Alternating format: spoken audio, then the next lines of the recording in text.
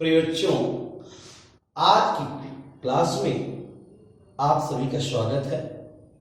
आज हम कक्षा 11 और 12 से संबंधित 4 अंकों का भाग देख रहे हैं। आपके बोर्ड एग्जाम में 4 अंक का ये भाग होगा, figures of speech. FIGURES of speech, इसका मतलब होता है अलंकार। फिगर्स ऑफ स्पीच मीन्स अलंकार। जैसे हिंदी में 2 अलंकार होते हैं, शब्दालंकार और अर्थालंकार, और फिर उसी प्रकार से शब्दालंकार के भेद, अर्थालंकार के भेद अलग अलग वर्णित किए जाते हैं। उसी प्रकार से कक्षा 11 और कक्षा 12 में फिगर्स ऑफ स्पीच अलंकार आपके विषय में रखे गए हैं। वस्तुतः अलंकार 11 होते हैं, किंतु आपके कोर्स में केवल 7 अलंकार ही वर्णित हैं। अलंकार किसे कहते हैं? संस्कृत में कहा गया है अलंकरोत इति अलंकारः, जिससे काव्य में अलंकरण पैदा हो जाए, काव्य की शोभा बढ़ जाए, उसे अलंकार कहते हैं।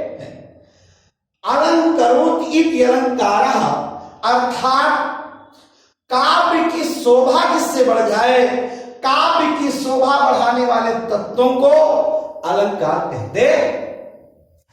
इंग्लिश में a figure of speech is a variation from the ordinary use of words with a view to increasing their effect। Nesfield ने कहा था कि फिगर ऑफ स्पीच अलंकार वो है जिससे काव्य की शोभा बढ़ जाए, जिससे काव्य में एक सुंदरता आ जाए, उसे अलंकार कहते हैं। हिंदी में काव्य की शोभा बढ़ाने वाले तत्वों को अलंकार कहते हैं। संक्षेप में इसकी परिभाषा, काव्य की शोभा बढ़ाने वाले तत्वों को अलंकार कहते हैं। तो मैंने पहले ही आपको बताया कि आपके बोर्ड एग्जाम में 4 अंकों का यह प्रश्न आएगा। 2 अंकों की परिभाषा है, 2 अंकों की परिभाषा डेफिनेशन आपकी परीक्षा में, और 2 अंक एग्जाम्पल के उदाहरण। 2 अंकों का एग्जाम्पल या 2 अंक पहचानने के लिए भी आ सकते हैं। तो इस प्रकार से मोस्ट इंपॉर्टेंट है कक्षा 12 वालों के लिए, और कक्षा 11 में भी यह प्रश्न पूछा जाता है। अब देखते हैं कि हमारे कोर्स में फिगर्स ऑफ स्पीच के क्रम में 7 अलंकार हैं। अलंकार 7 होते हैं। कितने अलंकार होते हैं? 7। पहला सिमिली, दूसरा मेटाफर, फिर पर्सनिफिकेशन, फिर एपोस्ट्रोफी, फिर ऑक्सीमोरन, फिर हाइपरबोल, और फिर ऑनोमेटोपोइया। फिर से देखेंगे। सिमिली स्पेलिंग अच्छे से रटेंगे,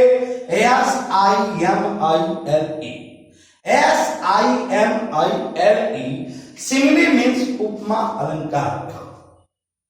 मेटाफर रूपक अलंकार, METAPHOR।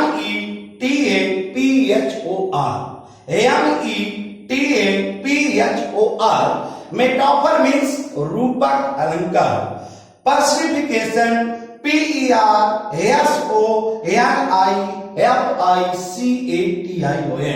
पर्सनिफिकेशन मानवीकरण अलंकार।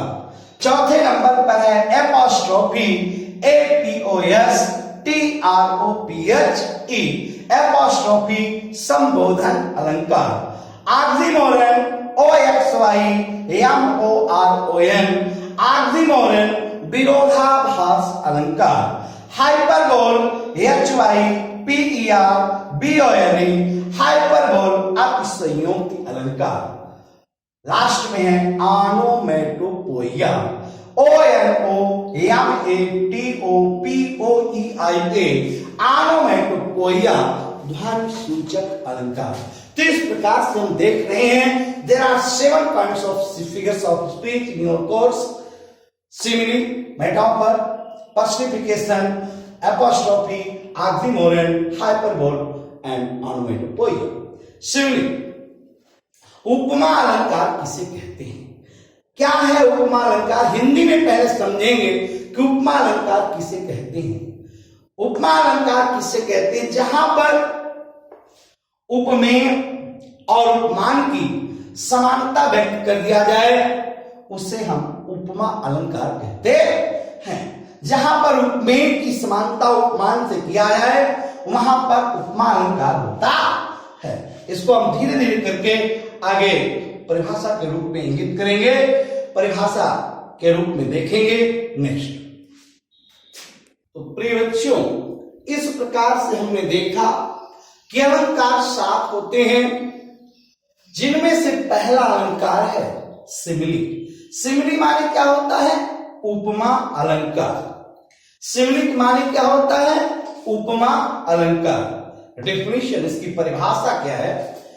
A simile is a comparison between two objects of different kinds which have at least one point in common. A simile is a comparison between two objects of different kinds which have at least one point in common. The words as, like, or so are not used for comparison. Means simile is a comparison between two objects. Simile माने उपमा अलंकार, is माने है एक comparison, एक तुलना है between two objects, दो कर्मों के बीच की तुलना है। तो सिमिली क्या है? दो कर्मों की तुलना है। A simile is a comparison between two objects. Simile उपमा अलंकार दो कर्मों के बीच की तुलना है ऑफ डिफरेंट कर्म्स, भिन्न प्रकार के, अलग प्रकार के दो कर्मों के बीच की तुलना है। फिर कहता है which have at least one point in common, जो कम से कम एक बात में समान हो।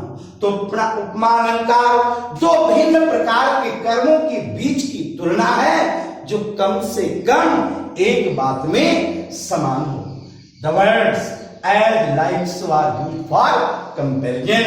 शब्द as, like, so का प्रयोग तुलना के लिए किया जाता है। जैसे कि हिंदी में होता है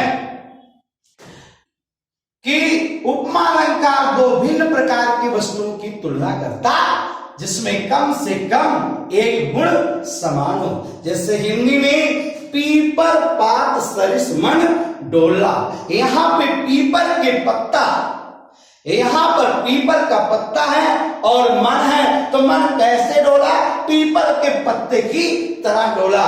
अतः यहाँ पे जैसे हिंदी में सिमिली हुआ है उसी प्रकार से इंग्लिश में है we bear her along, we माने हम, bear her along। कभी कहता है कि हम उसे लेकर के आगे की ओर बढ़ते हैं, like a pearl, एक मोती की तरह on a string, एक डोर में। कभी कहता है कि हम पालकी को लेकर के आगे की ओर बढ़ते हैं, bear her along, हम उसे लेकर के आगे की ओर बढ़ते हैं, like a pearl, एक मोती की तरह on a string, डोर में एक मोती की तरह लेकर के उस पालकी को आगे बढ़ते हैं। यहां पर पालकी की तुलना किससे की गई है? like a pearl, एक मोती से की गई है। आता है यहां पे सिमिली होगा।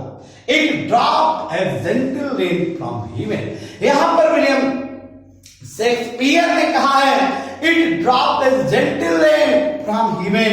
इट माने यहां अर्थात दया का गुण, ड्रॉप्ड नीचे आता है, जेंटल रेन एक साधारण वर्षा के रूप में फ्रॉम हेवन, स्वर्ग से।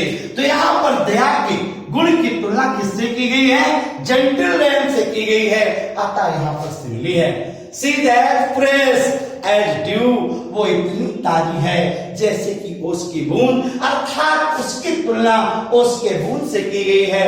अतः यहां सिमिली है। She falls like tears from the eyes of a bride. She माने वह फॉल्स गिरती है, अर्थात वो पालकी गिरती है लाइक ए टीयर, एक आंसू की तरह from the eyes of a bride. जैसे कि दुल्हन की आंखों से आंसू गिरते हैं, उसी प्रकार से उस पालकी का हिलना बंद नहीं होता है। अतः यहाँ पे लाइक आने से सिमिली हुआ I wandered lonely as a cloud. यहाँ पर आई की तुलना क्लाउड से हुई, अतः यहाँ पे सिमिली हुआ the night is dark as a black stone. यहाँ पर रात की तुलना ब्लैक स्टोन से हुई है, अतः यहाँ पर सिमिली हुआ है। इस प्रकार से प्रिय बच्चों, a simile is a comparison between two objects. मैं बार बार बता रहा हूं कि ये आपके बोर्ड एग्जाम में पक्का 4 अंकों का आएगा, इसे कोई रोक नहीं सकता है, इसलिए बहुत महत्वपूर्ण है, इसको हम ध्यान से देखें।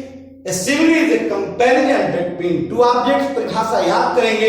A simile is a comparison between two objects of different kinds which have at least one point in common।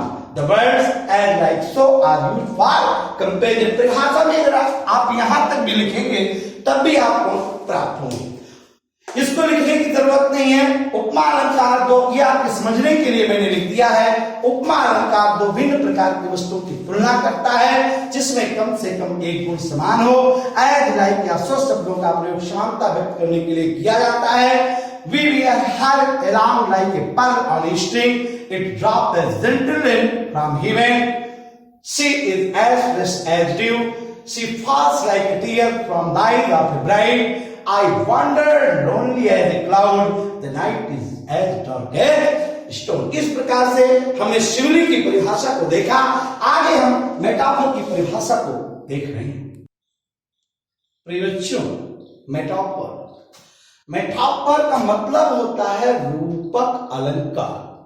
Metaphor रूपक अलंकार। In metaphor the things compared are treated as one and the same।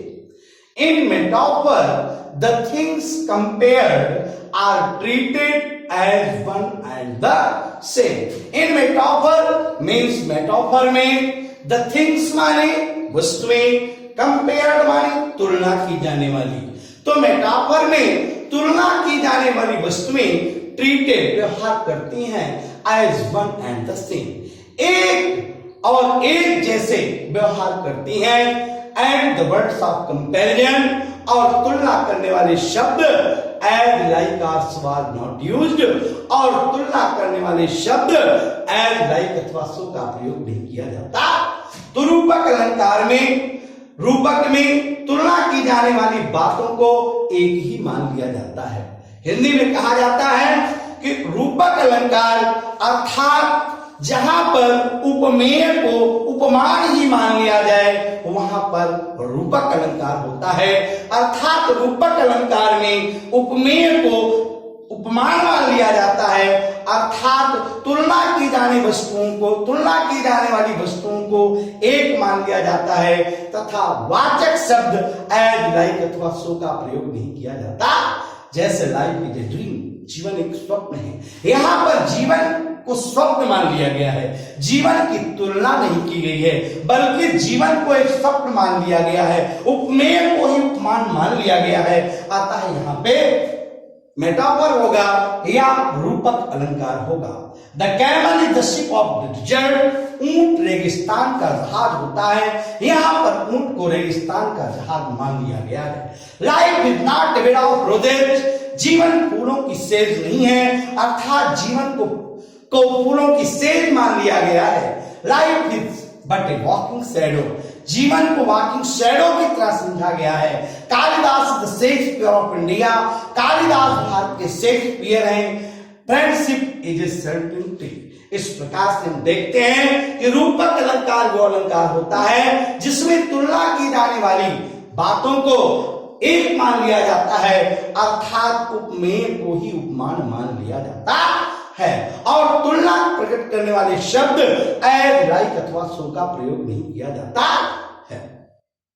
आगे हम अगली परिभाषा देखेंगे। प्रिय बच्चों, अगला फिगर्स ऑफ स्पीच है पर्सनिफिकेशन, PERSONIFICATION। पर्सनिफिकेशन मीन्स मानवीकरण अलंकार। इन पर्सनिफिकेशन मानवीकरण अलंकार में lifeless objects and abstract ideas are thought of as persons having life. In personification, lifeless objects and abstract ideas are thought of as persons having life. इस अलंकार में निर्जीव वस्तुओं तथा भावों को सजीव मानकर व्यक्ति के रूप में वर्णित करते। In personification, in this figure of speech, इस अलंकार में कहता है कि lifeless objects and abstract ideas are thought of as persons having life. In personification में lifeless objects निर्जीव वस्तुओं को and abstract ideas और भाववाचक विचारों को अर्थात समझा जाता है of as persons जैसे कि पुरुषों having life जो जीवन रखते। अर्थात इस अलंकार में निर्जीव वस्तुओं अथवा भावों को ऐसा माना जाता है जैसे कि उनमें जीवन हो, जैसे वे व्यक्ति के रूप में कार्य कर सकते हो या व्यक्ति के रूप में बातें कर सकते। एग्जाम्पल के रूप में opportunity knocks at the door but once. Opportunity अवसर, नॉक्स खटखटाता है, एट द डोर दरवाजे को, बट वंस एक बार। अर्थात अवसर एक बार दरवाजा खटखटाता। अवसर देखिए, अवसर यहां पर आया हुआ है। अवसर के न तो हाथ होते हैं न पैर होते हैं, लेकिन फिर भी खटखटाने का कार्य कर रहा है जो एक व्यक्ति का काम है। अतः यहां पर कौन सा अलंकार हुआ? पर्सनिफिकेशन। दूसरा है लव इज ब्लाइंड, प्रेम अंधा होता है। लव इज ब्लाइंड, प्रेम अंधा होता है। प्रिय प्रेम जो है वो क्या है? एब्स्ट्रैक्ट आइडिया है। प्रेम कोई आदमी नहीं है, प्रेम कोई व्यक्ति नहीं है जो अंधा हो सके। ये एब्स्ट्रैक्ट आइडिया है, लेकिन यहाँ पर ऐसा वर्णित किया गया है कि प्रेम अंधा होता है। अर्थात एब्स्ट्रैक्ट आइडिया को माना गया है कि जैसे वो व्यक्ति है। आता है यहाँ पे पर्सनिफिकेशन हुआ। Experience is the best teacher, अनुभव सबसे अच्छा अध्यापक होता है। यहां पर अनुभव को ऐसा बताया गया है जैसे कि कोई व्यक्ति हो। अनुभव को ऐसा बता दिया गया जैसे कि कोई व्यक्ति हो। लव को ऐसा बता दिया गया जैसे कि अंधा हो सकता है। एक्सपीरियंस सबसे अच्छा अध्यापक हो सकता है। Death lays his eyes on kings, मृत्यु अपने बर्फीले हाथों को राजाओं के ऊपर भी रखती है। अर्थात मृत्यु के क्या हाथ होते हैं? तो प्रियचों, मृत्यु के हाथ नहीं होते, लेकिन दिखाया गया है कि मृत्यु के हाथ होते हैं। अतः यहाँ पर पर्सनिफिकेशन है। Let not ambition mock their youthful toil, ऐ महत्वाकांक्षा अपने उनके कठिन परिश्रम का मजाक मत उड़ाओ। अर्थात महत्वाकांक्षा मजाक उड़ाने का कार्य कर रही है। अतः यहाँ पे पर्सनिफिकेशन हुआ। Anxiety sitting on her face, उसके चेहरे पर चिंता बैठी हुई है। क्या चिंता बैठ सकती है? ऐसा नहीं है, लेकिन यहाँ दिखाया गया है कि चिंता बैठने का कार्य कर रही है। अतः पर्सनिफिकेशन है। इस प्रकार से प्रिय बच्चों, मैं उम्मीद करता हूं कि आप इन तीनों फिगर्स ऑफ स्पीच को आज अपनी कॉपी में नोट कर लेंगे और इन्हें याद कर डालेंगे। नेक्स्ट वीडियो में हम लोग कल मिलेंगे। आप लोगों से मेरा अनुरोध है कि आप इस हमारे चैनल को सब्सक्राइब करें और शेयर करें, और अगर वीडियो पसंद आ रही है तो आप इसे लाइक भी करें।